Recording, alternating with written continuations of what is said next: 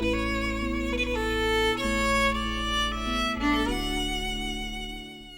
Doug Stowe. I'm a woodworker. I also write about woodworking and I teach woodworking.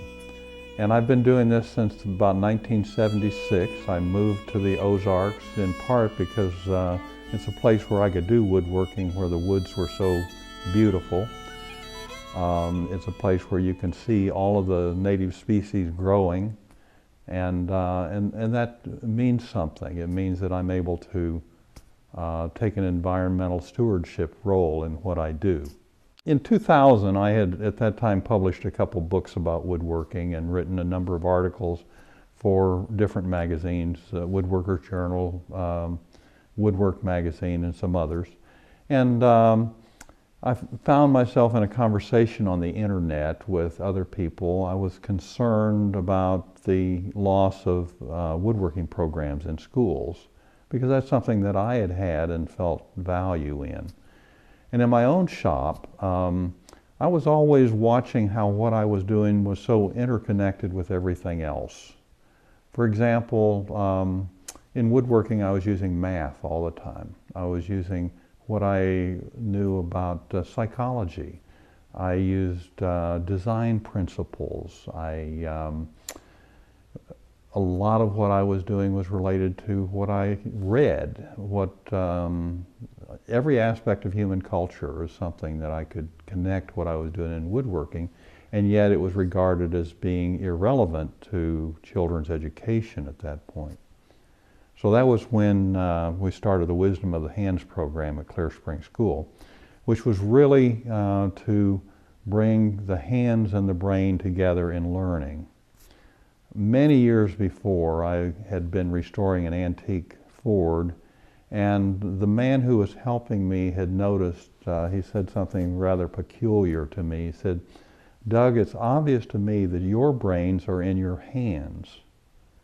And we don't think of that as being a natural thing. You think of the hands as being one thing and the mind being something else.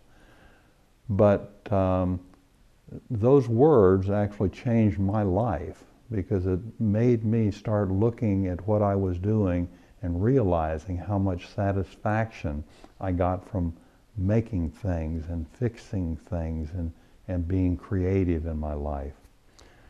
And so the thing that happened was, from that point, whenever I would be doing something, I would be noticing my hands. And so it became really clear to me that one of the things that was missing from modern education was a way to purposefully or strategically engage the hands in learning. So when we started our woodworking program at Clear Spring School, it was not simply to have woodworking as an activity that the children would do. It was to reshape the way schools present learning to kids. So it's been a real fascinating thing, because I can see very clearly how excited the children get about these very basic human things. You know, the compulsion to create something that's of your own design.